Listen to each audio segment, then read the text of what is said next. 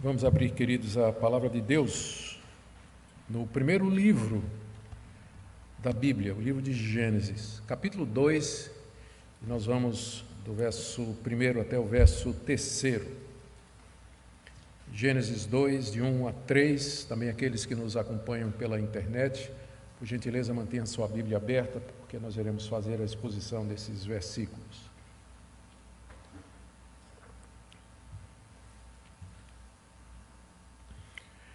Gênesis capítulo 2, de 1 a 3. Assim, pois, foram acabados os céus e a terra e tudo que neles há. E, havendo Deus terminado no 7º dia a sua obra que tinha feito, descansou nesse dia de toda a obra que tinha feito. E Deus abençoou o 7º dia e o santificou, porque nele descansou de toda a obra que, como Criador, tinha feito. Até aqui a leitura da palavra de Deus. Oremos mais uma vez. Ó Deus, nós pedimos agora que Teu bendito Espírito Santo ilumine o nosso entendimento, para que nós compreendamos a Tua palavra, possamos aprender mais a respeito de Ti, de nós mesmos e do Teu querer para cada um de nós.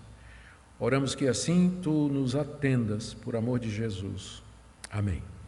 Amém. Queridos, nós estamos dando continuação à exposição dos 11 primeiros capítulos do livro de Gênesis. E agora nós chegamos no ponto em que Moisés relata o término da criação. E também onde ele nos diz que Deus descansou de toda a sua obra, da obra da criação. E eu quero destacar dessa passagem 3 pontos centrais. E depois nós veremos as aplicações ou implicações desses 3 pontos para nós nos dias de hoje. O primeiro é a declaração que Moisés faz aí no verso 1 da conclusão dos céus e da terra. Assim, pois, foram acabados os céus e a terra e tudo o que neles há. Quando Moisés diz, assim, pois, foram acabados, o assim se refere a tudo que veio antes. Dessa maneira, como eu acabei de descrever, Deus terminou a obra da criação. Foi assim que ele completou a sua criação. E então, de que maneira Deus completou sua criação? No princípio, ele criou os céus e a terra, do nada, só pela sua palavra, verso 1 do capítulo 1. Inicialmente, a terra era sem forma e vazia, não tinha ninguém habitando na terra, verso 2. Em 3 dias, então, Deus organizou o mundo para que se tornasse habitável, está aí do verso 3 ao verso 13 do capítulo anterior. Nesses versos nós lemos que ele criou a luz, ele criou o firmamento, ele fez os mares, as nuvens, a terra seca e a vegetação. Fez separação entre eles e deu nome a cada um deles. Nos 3 dias seguintes, 4º, 5º e 6º dia, ele encheu esse mundo que ele preparou de vida. Está aí do verso 14 a 31 do capítulo 1. Ele criou os seres marinhos, tudo o que vive nas águas, criou as aves e fez brotar da terra todo tipo de animal. Nós vimos a classificação na mensagem anterior, classificação que segue a taxonomia, as categorias daquela época. E em seguida, Deus os fez capazes de se reproduzir e se reproduzir conforme a sua espécie, Então, no 6º dia, Deus criou um ser diferente de tudo que ele tinha feito até agora. Alguém que era a sua imagem e semelhança. Ele criou o homem e o criou homem e mulher. Se for usar o texto hebraico, macho e fêmea. Foi como Deus o criou. E como Deus, o homem, era um ser pessoal, moral, capaz de se comunicar, consciente de que estava vivo, criativo, justo, bom e sem defeito algum.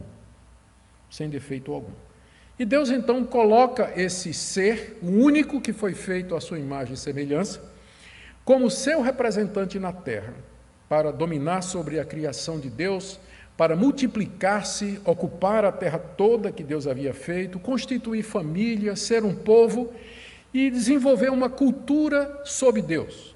É isso que está implícito em dominar a criação. Conheça a criação. Descubra como o meu mundo que eu criei funciona. Aprenda as leis e use essas leis para o benefício de vocês. Isso é o que significa o mandato cultural. O homem recebeu a ordem de ir representando Deus nesse mundo maravilhoso que Deus fez, promover uma cultura, conhecimento, desenvolver-se através da belíssima criação de Deus. Deus fez tudo isso em 6 dias de trabalho humano, dias de 24 horas, conforme nós já vimos, é assim que o texto exige. Já destacamos o fato de que o texto ele pede para ser lido como história com H, não com E. História, fato, é assim que ele pede para ser lido. Então, de acordo com o texto, foi assim que aconteceu, 6 dias de 24 horas, e no final o texto diz que Deus viu que tudo o que ele havia feito era muito bom. Ou seja, atendia ao seu propósito e era tudo maravilhoso, belo, variado, misterioso, agradável, cheio de vida, perfeito, sem defeito algum. Esse foi o mundo maravilhoso que Deus criou e o homem com ele. É assim que foi acabada toda a criação. Voltamos aí para o capítulo 2, verso 1, não é? Foi assim que Deus acabou toda a criação. Veja que Moisés diz aqui que foram acabados os céus e a terra, e aqui remete imediatamente para o versículo 1 do capítulo 1. No princípio criou Deus os céus e a terra. Ele começou a criação. E agora ele termina no verso 1 do capítulo 2. E assim Deus acabou os céus e a terra, que ele tinha começado, capítulo 1, verso 1. E não só os céus e a terra, mas tudo o que neles há, que é a tradução da palavra, do termo hebraico, os seus exércitos. Deus terminou os céus e a terra e os exércitos que estavam nos céus e na terra. Significa a vida que Deus havia criado, dizendo com isso que era numerosa, muito bem organizada, preparada como soldados para a batalha e sob o comando de Deus e do seu regente, que é o homem, os exércitos de Deus. É por isso que na Bíblia Deus é chamado o Senhor dos exércitos, ou seja, de todos os seres vivos da criação, de tudo aquilo que ele criou e colocou nesse mundo maravilhoso. Essa exposição de Moisés até aqui, sobre como tudo veio a existir, confrontava diretamente aquilo que os israelitas tinham aprendido no Egito, onde ficaram durante 400 anos. Lembre-se que quando Moisés escreveu o livro de Gênesis, ele foi durante os 40 anos no deserto, quando os israelitas estavam se aproximando da entrada na Terra Prometida. Eles tinham sido escravos durante 4 séculos lá no Egito, onde aprenderam a adorar outros deuses, onde tiveram uma outra visão de mundo, e agora iam entrar numa terra habitada por povos pagãos que tinham uma cosmovisão diferente, que tinha também outros deuses e outras histórias sobre como tudo começou, com o objetivo de prepará-los, primeiro realinhá-los com relação ao que tinham aprendido errado no Egito, e também de prepará-los para o que eles vão encontrar lá na Terra Prometida. Moisés então explica a origem de tudo. E então esse relato aqui que nós acabamos de sumariar, de resumir, ele confrontava as visões daquela época sobre a origem do homem. Tinha vários relatos, inclusive mais antigos do que o relato de Gênesis. Relatos babilônicos, relatos cananeus, sumérios, onde falavam do surgimento do Evangelho, do mundo, não é? O Evangelho vem depois, do mundo todo, surgido pelos deuses, criado por deuses que brigavam entre si. O relato mais importante diz que o Deus principal teve uma briga com a deusa das águas, matou, abriu a carcaça dela no meio, pegou o sangue, misturou com a terra e surge o homem. Então, estes relatos fantasiosos da criação do homem são confrontados aqui por Moisés, que mostra que esses deuses não existem, que o homem, na verdade, que era adorado como ser divino, era uma criação de Deus, que a natureza foi criada por Deus e não está em oposição a Deus, é distinta de Deus, Deus não é a natureza, nem a natureza é Deus. Enfim, Moisés quer mostrar a supremacia de Deus sobre os deuses do Egito e os deuses cananeus que estão diante dos israelitas. É isso tudo que está impresso aqui, ou que está incluído aqui, implícito aqui, na declaração do verso 1. Assim, pois, foram acabados os céus e a terra e tudo que neles há. Deus acabou, terminou. Ele fez o que tinha que fazer. O segundo ponto aqui, eu disse a vocês que eram 3, esse foi o primeiro, a declaração do término da criação no verso 1. O segundo ponto é no verso 2, a declaração que Moisés faz de que Deus descansou depois de haver terminado. Verso 2, e havendo Deus terminado no 7º dia sua obra que tinha feito, descansou nesse dia de toda a obra que tinha feito. Muito bem, Moisés diz aqui que Deus terminou no dia 7º, né? Quando na verdade a gente sabe que ele terminou no dia 6. É que o hebraico aqui é meio ambíguo, ele pode ser lido dessa maneira. Mas quando a gente compara essa passagem com outras passagens, como por exemplo, no livro de Êxodo, capítulo 20, verso 11, também escrito por Moisés, Moisés diz lá com muita clareza: em 6 dias o Senhor fez os céus e a terra, ao mar e tudo que neles há, e ao 7º dia descansou. Então, a nossa tradução aqui, ela pode dar a impressão de que Deus também trabalhou no sábado, né, no 7º dia. Mas, na verdade, não. O que está se querendo dizer aqui está muito bem expresso na tradução Nova Versão Internacional, que diz assim: no 7º dia, Deus já havia concluído a obra que realizaram. Ou a Nova Versão Transformadora, uma versão muito boa também, diz assim: no 7º dia, Deus havia terminado sua obra de criação. Então, eles traduziram pegando o sentido do que Moisés escreveu, em vez de fazer uma tradução literal, como a nossa Nova Almeida fez.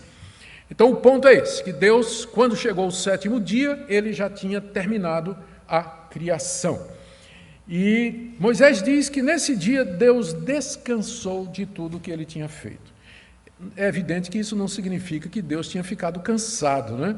Na verdade, quando a gente lê o relato do capítulo 1, nós vemos que Deus fez tudo com extrema facilidade. Ele não suou uma gotinha de suor. Ele só disse: haja, seja, aconteça, apareça. Não fez esforço físico nenhum. Então não tem por que Deus estar cansado, né? Ele só falou. Então, é claro que quando Moisés diz aqui que Deus descansou no 7º dia de toda a obra que tinha feito, ele não está insinuando que Deus, a nossa semelhança, ele trabalhou e depois de um tempo ele tinha que refazer as forças, né? Ele estava cansado, tinha que dar uma paradinha para poder continuar. Não. Significa simplesmente que ele encerrou a sua obra como Criador, porque não tinha mais nada a fazer. O que era para ser feito foi feito nos 6 dias. E ao final deles, Deus para a sua obra como Criador. Ele havia criado um santuário divino, onde iria se relacionar com sua criatura, e ele estava muito satisfeito com tudo que ele havia feito. Ele disse que era tudo muito bom. Essa ideia de que a criação ou o mundo que Deus criou, era um santuário divino, onde Deus iria repousar com sua criatura, viver com sua criatura, feita à imagem e semelhança, percorre a Bíblia toda, percorre a Bíblia como um todo, e tem seu ápice no livro de Apocalipse, onde nós lemos que Deus vem habitar entre nós, Ele mesmo vem estar conosco, no novo céu e na nova terra, onde habita a justiça. É interessante que esse dia aqui, ele não termina como os outros dias. Lembram-se que eu disse que tinha um padrão para cada dia? Deus diz, aquilo acontece, Deus separa, Deus nomeia, declara que é bom e termina dizendo: e foi tarde de manhã, dia tal. Esse dia aqui não termina assim. Não está dizendo: e foi tarde de manhã, o dia 7º, porque esse dia não terminou. Deus ainda está no seu repouso como Criador, convidando-nos a entrar nesse repouso dele, mediante seu Filho Jesus Cristo, que é o Evangelho que virá adiante. A essa altura não tem como falar do Evangelho aqui, porque ainda não houve pecado. Não tem como falar do Evangelho aqui, porque ainda não houve pecado, mas Deus está preparando esse santuário, está preparando o cenário para que um dia Ele mesmo, na pessoa do seu Filho Jesus Cristo, Ele vai pisar nesse chão que Ele criou, vai respirar o firmamento que Ele criou, beber a água que Ele criou, e vai comer da vegetação e da vida que Ele mesmo criou, sendo um de nós. Esse é o plano dele, que ainda não é revelado aqui. Por enquanto a gente não tem o que falar de perdão, de redenção, de evangelho, porque aqui é o mundo pré-queda, é o mundo onde não havia pecado, onde tudo era muito bom.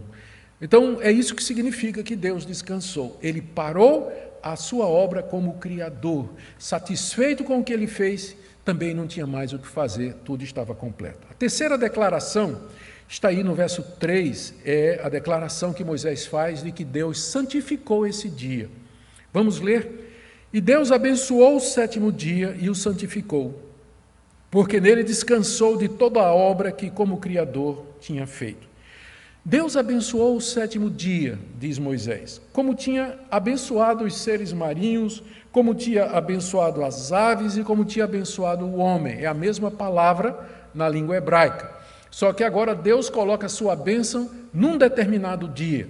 Todos os dias são dádiva de Deus, mas esse dia em particular recebeu de Deus um favor, uma graça especial. Deus abençoou esse dia. E não somente ele abençoou, Moisés acrescenta que Deus o santificou. A palavra santificar significa separar, distinguir dos demais. E foi exatamente isso que Deus fez. Ele fez desse sétimo dia um dia distinto, um dia santo, um dia sagrado dedicado a Ele. 6 dias o homem trabalha, mas esse sétimo dia, que foi o dia que eu descansei, esse dia é meu. Ele é separado para mim, é um dia consagrado para mim. Deus, então, faz mais uma distinção. Vocês se recordam, vocês que estão seguindo a série de Gênesis, que nós chamamos a atenção para o fato de que Deus é um Deus de distinções. E é isso que faz a visão bíblica ser diferente da visão pagã de mundo. Na visão pagã de mundo não tem distinção. Todos nós estamos dentro do mesmo círculo. Estamos todos no mesmo nível. Deus, o homem, a criação, certo e errado, homem e mulher, é tudo a mesma coisa. Mas o cristianismo, a fé judaico-cristã, ela insiste que Deus é o Deus de distinção. Primeiro ele cria um mundo distinto dele. Depois ele cria a luz e separa das trevas. Depois ele faz um firmamento que separa as águas de cima das águas de baixo. Depois ele separa as águas de baixo para que apareça a terra seca. Depois ele cria os animais e diz, segundo as suas espécies. E depois ele cria o homem, mas o faz homem e mulher. Então, o tempo todo Deus está fazendo distinções. E ele faz mais uma agora.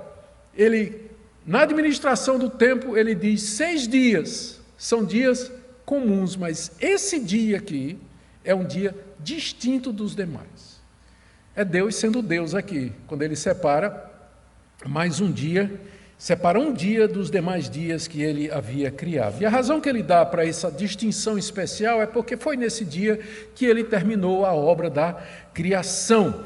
A palavra sábado não aparece aqui, mas a raiz da palavra sábado, Shabat, é a mesma raiz do verbo hebraico descansar. Descansar. Então Deus shabateou, seria literalmente no sétimo dia, não é? Ele descansou no sétimo dia, a razão pela qual ele separou esse dia, abençoou esse dia como um dia especial.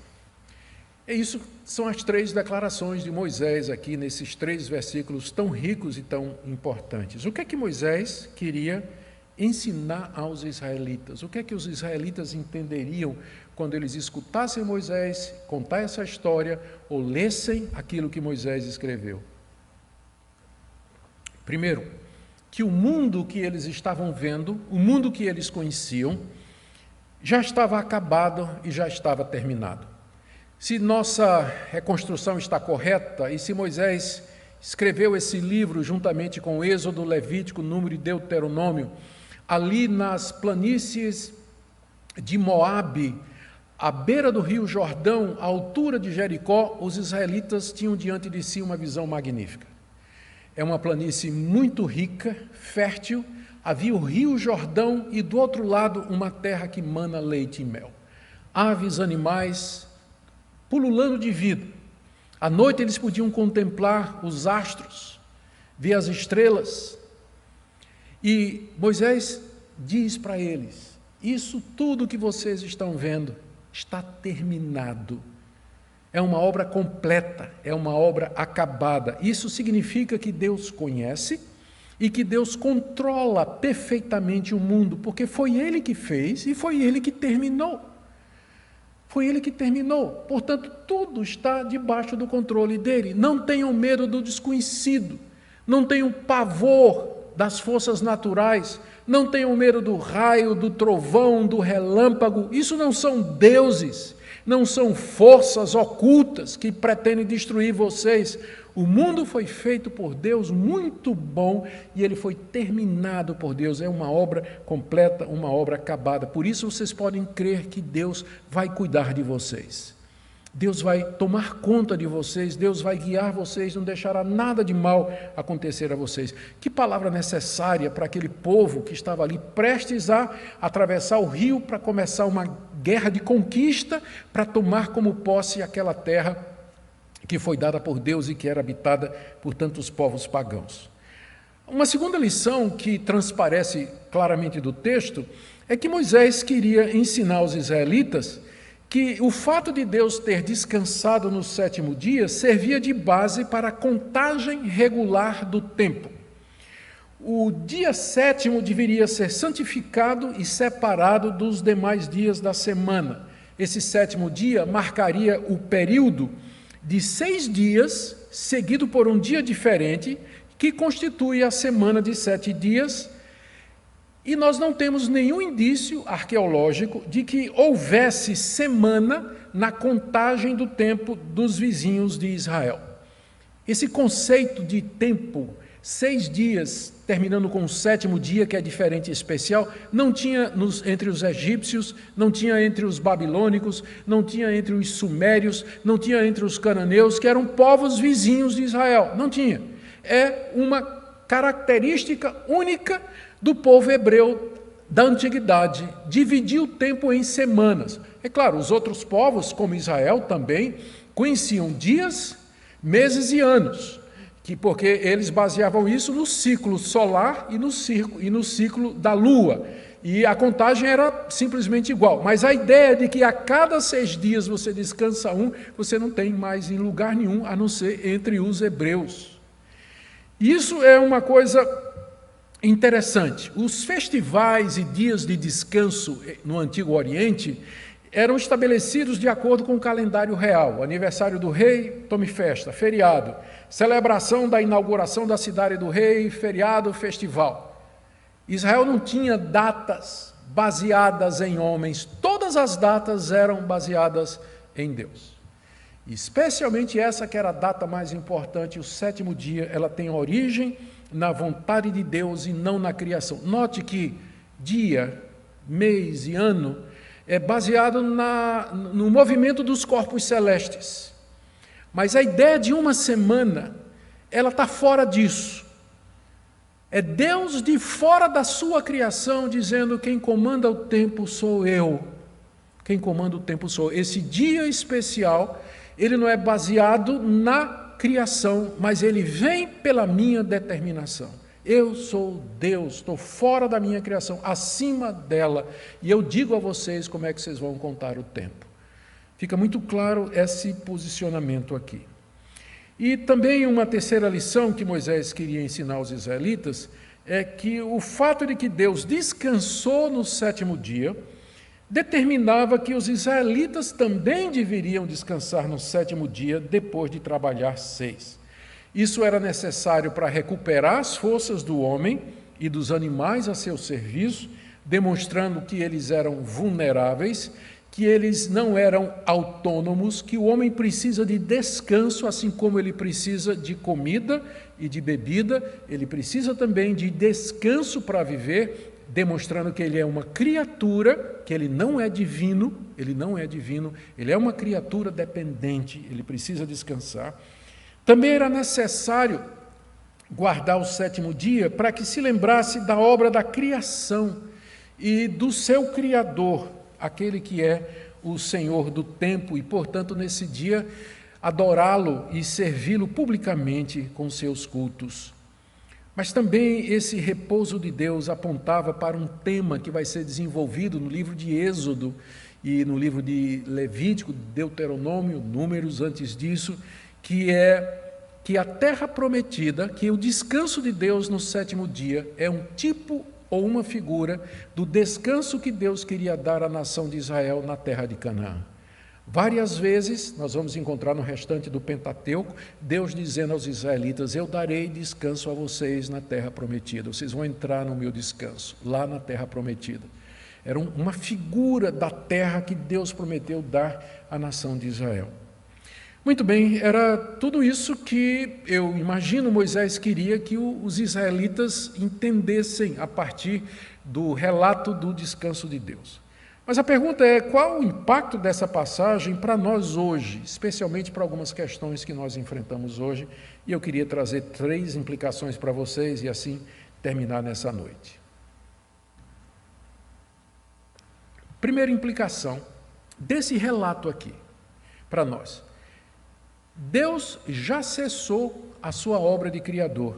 Significa que Ele não está mais criando coisas novas no universo desde o dia em que Ele terminou a sua criação. Isso significa, pelo menos uma coisa que eu queria destacar aqui, que Deus age de maneiras diferentes em épocas diferentes. Apesar dele ser imutável, Deus é imutável. Faz parte da essência de Deus. Ele é o mesmo. Ontem, hoje e será eternamente. E alguns queridos irmãos e amigos usam esse conceito de que Deus é imutável, e especialmente usam essa passagem de Hebreus que diz que Jesus Cristo é o mesmo ontem, hoje e será eternamente, para dizer que, já que Deus é imutável, Ele sempre age da mesma forma. E, portanto, nós podemos reivindicar de Deus que Ele faça hoje tudo o que Ele fez no passado. Todos os milagres que foram feitos no passado, Deus faz hoje se nós tivermos fé, porque Ele é o mesmo ontem, hoje e será para sempre. Ou seja, se utilizam da imutabilidade de Deus, que é um dos atributos do ser divino, como base para dizer que Deus faz hoje exatamente as mesmas coisas que Ele sempre fez, porque Ele é imutável. Mas está claro aqui pelo texto que a imutabilidade de Deus não quer dizer que Deus sempre vai agir da mesma forma em todas as etapas do seu relacionamento com sua criação, porque o texto diz com muita clareza que Deus parou de criar. Você não pode exigir de Deus que Ele crie um universo novo, que Ele crie uma nova estrela, que Ele crie um novo sol, que Ele crie uma nova realidade, um mundo novo. Você não pode pedir isso, porque Deus parou. O fato de que Ele é imutável não quer dizer que Ele sempre vai agir da mesma forma. Depois que Ele encerrou a obra da criação, nós lemos no Antigo Testamento que Ele fez grandes sinais e prodígios. Por exemplo, abriu o Mar Vermelho. O povo de Israel tinha visto isso. 40 anos antes eles tinham visto isso. Eles iam ver agora Deus abrir o Rio Jordão. Durante 40 anos eles comeram pão que caía do céu. Pão que caía do céu. Josué, numa certa altura, eles vão ver isso mais adiante lá na terra, vai clamar a Deus e Deus vai fazer com que o sol pare quase um dia inteiro no firmamento. Agora eu pergunto, quem de nós acredita ou quer ou pensa que se a gente tiver fé suficiente, ora, e Deus vai parar o sol durante um dia? Ou que Ele vai abrir o rio Capibaribe para a gente sair marchando em culto, atravessando o rio Capibaribe? Quem que em sã consciência imagina isso? Mas Deus não é imutável? Ele é imutável, mas Ele não age sempre da mesma maneira. Ele age de maneiras distintas na história da redenção. Por isso que nós precisamos ter cuidado. Pessoas que não veem, não compreendem a Bíblia no seu contexto histórico, no progresso da revelação, que a revelação é progressiva, historicamente falando. Às vezes se sentem extremamente frustrados, porque eles gostariam de ver milagres, sinais e prodígios hoje, e eles clamam, eles oram, eles exercem fé, e as coisas não acontecem exatamente como eles queriam. O problema não é com eles, e também não é com Deus. O problema é que Deus não promete agir sempre da mesma maneira em todas as épocas. em todas as épocas. É por isso, por exemplo, aqui vou dar um exemplo mais claro, Deus já cessou a sua revelação. O que ele tinha para nos dizer sobre a história da redenção, o seu plano de salvação, já está aqui revelado na Bíblia, já está aqui. Não tem hoje novas revelações, faz 2000 anos que esse livro foi terminado. Vocês acreditam que alguém, depois do apóstolo Paulo e do apóstolo João no Apocalipse, foi inspirado por Deus e cujos escritos deveriam estar adicionados aqui? Depois de 2000 anos de história da igreja? É claro que não. Por quê? Porque Deus encerrou mais uma etapa do seu plano. Ele terminou sua obra como Criador e ele já terminou sua obra como revelador. A revelação dele está aqui, está terminada, está pronta. Não tem novas revelações de novas verdades, de novos conceitos, de novas práticas que Deus reservou para nós agora, 2000 anos depois de Jesus Cristo. Então, essa é uma implicação que a gente pode tirar desse texto. O texto claramente está dizendo que Deus nem sempre faz as coisas da mesma forma. Ele criou e ele terminou. E ele não vai criar mais. Sua obra como criação está terminada.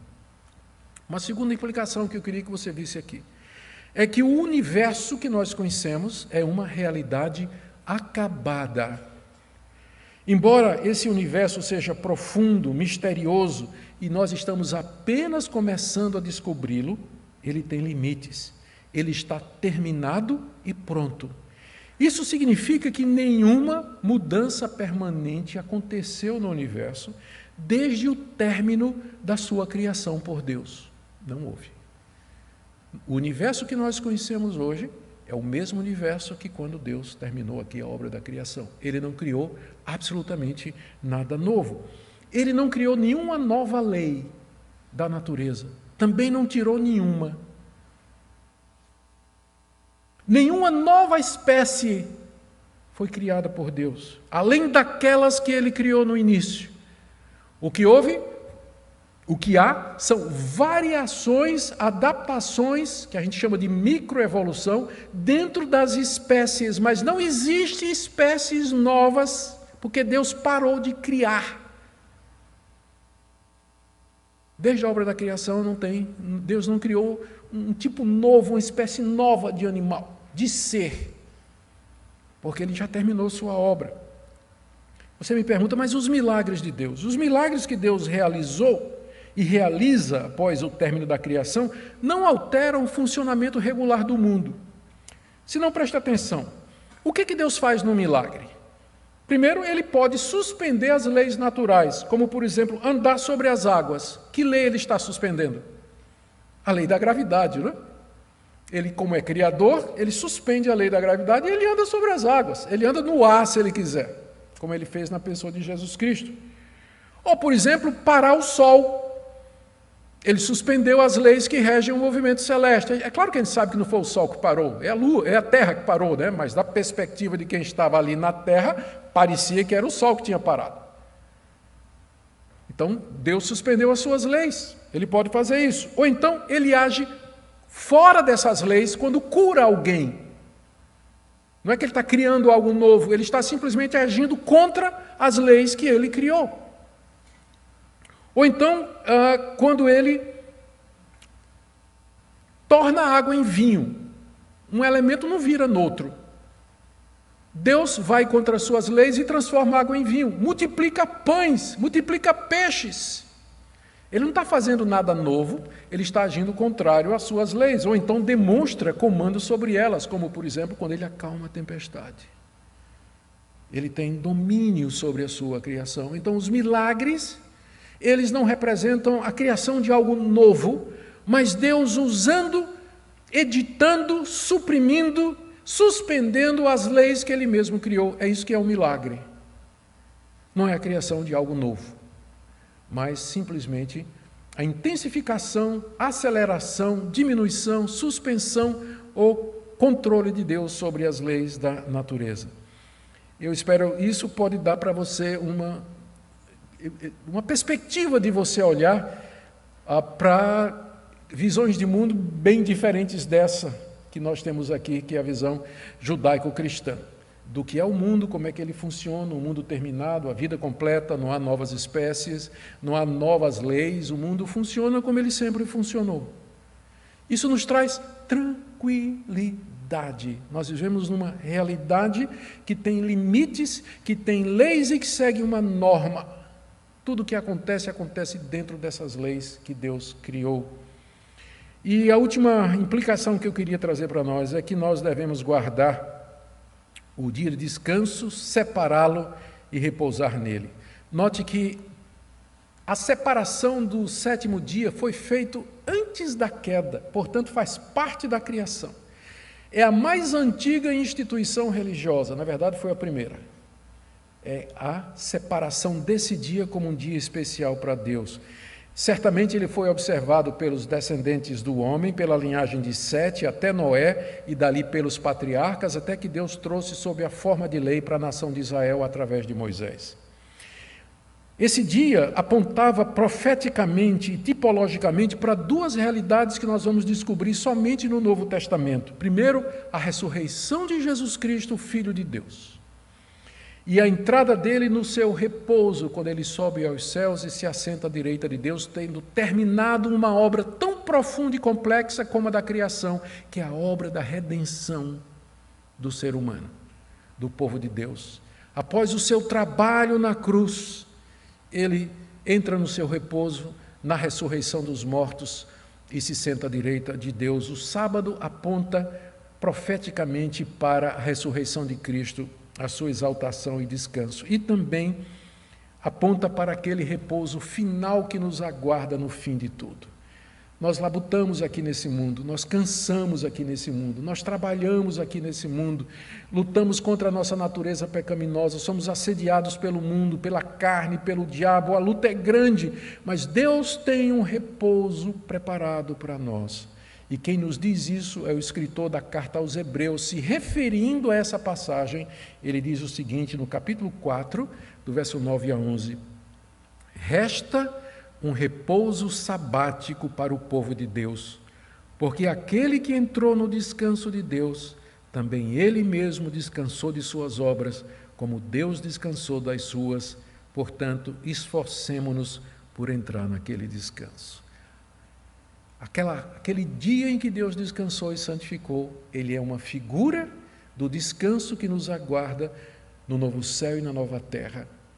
Quando Cristo voltar e nós formos ressurretos de entre os mortos e finalmente moraremos no novo céu e na nova terra, no paraíso restaurado, onde habita a justiça. É por isso que, como cristãos, nós cumprimos esse mandamento, santificando e descansando no dia do Senhor, no dia da ressurreição de Cristo. No dia da ressurreição de Cristo. É para esse dia da ressurreição de Cristo que esse sábado aqui ele aponta.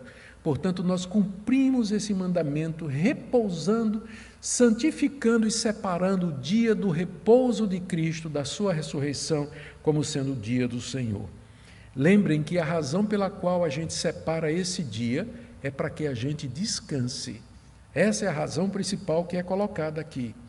É claro que cultuar a Deus está atrelado a isso, mas a razão primeira é descansar. E descansar aqui não é só você parar de trabalhar, mas é você também descansar em Deus as suas ansiedades. Não adianta você passar o domingo sem trabalhar, mas a cabeça, ansioso, angustiado, mas é um dia de repouso espiritual também, em que você entrega a Deus as suas angústias, seus questionamentos e seus pedidos. Tira esse dia realmente como sendo um dia separado para a glória de Deus.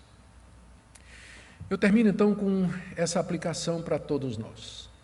Nós vivemos num mundo terminado, acabado, governado por um Deus sábio, santo, justo e bom. Um mundo tão rico, composto de vida tão rica, que ela se multiplica, ela se prolifera, ela se adapta, ela evolui, usando o termo, evolui dentro das mesmas espécies, sempre espécies novas, aliás, sempre variações novas dentro da mesma espécie, que é o que os cientistas verificam. Nós não temos, como já dissemos várias vezes, absolutamente nada contra essa ideia, uma vez que seja mantido o que o texto nos diz, que Deus parou de criar, não tem espécie nova. Não veio mais nada novo. E o que existe são variações daquilo que Deus no início criou, adaptações resultantes de mudança climática e uma série de outros fatores. E por fim, queridos, a importância que o descanso tem se você gosta de trabalhar como eu. Para nós é difícil, né? Parar. Mas eu aqui quero fazer uma confissão para vocês. Eu durante muitos anos trabalhei 7 dias sem tirar esse dia de descanso. Cerca de 3 anos atrás eu tive um burnout. Tive mesmo, que acabou mesmo. Não podia trabalhar, precisei de ajuda. Eu estava queimando a vela pelas duas pontas.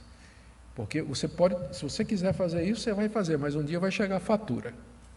Se você não obedece esse mandamento de trabalhar 6 dias e descansar um dia vai chegar a conta para você. Você é jovem ainda, mas vai chegar a conta. Porque esse é um princípio que está desde a criação. Que Deus nos ajude a obedecer a sua palavra e servi-lo assim. Amém? Ficar em pé, gente, e vamos terminar esse culto orando ao nosso Deus.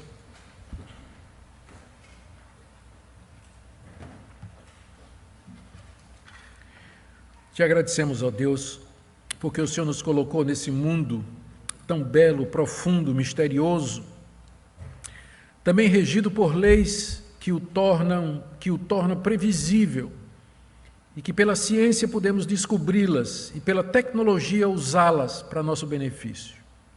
Tudo isso vem de Ti e nós te agradecemos pela variedade, pela riqueza da vida. Nós oramos que o Senhor nos dê essa visão na hora que somos confrontados por visões pagãs de mundo, visões materialistas, que negam, Senhor, a Tua presença e procuram explicações tão estranhas para o surgimento de tudo. Nos ajuda a ficar firmes na fé. Ajuda, Senhor, aqueles que nos acompanham pela internet também, que igualmente possam descansar, aprender a descansar em Ti e a santificar esse dia. Ouve a nossa oração em nome de Jesus.